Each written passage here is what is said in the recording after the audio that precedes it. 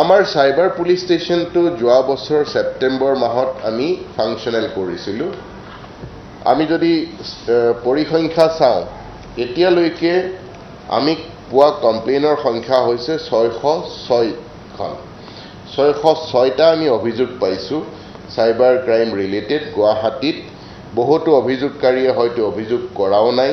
যিখিনি আমাৰ হাতত তথ্য আছে তাৰ পৰা দেখা যায় যে এই যোৱা বছৰত 35 কোটিতকৈও বেছি টকা চাইবাৰ অপৰাধীৰ কবলত পৰি এই অভিযোগকাৰীখিনিয়ে হেৰুৱাইছে।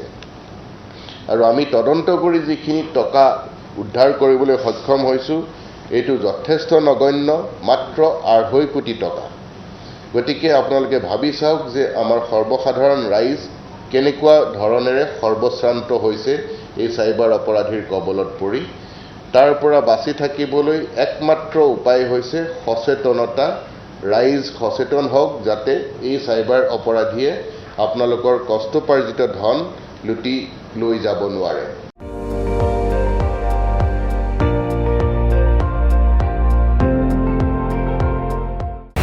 আপুনি চাই আছে ND24, সৰ্বশ্ৰেষ্ঠ নহয়, সৰ্বোত্তমৰ দৌৰ।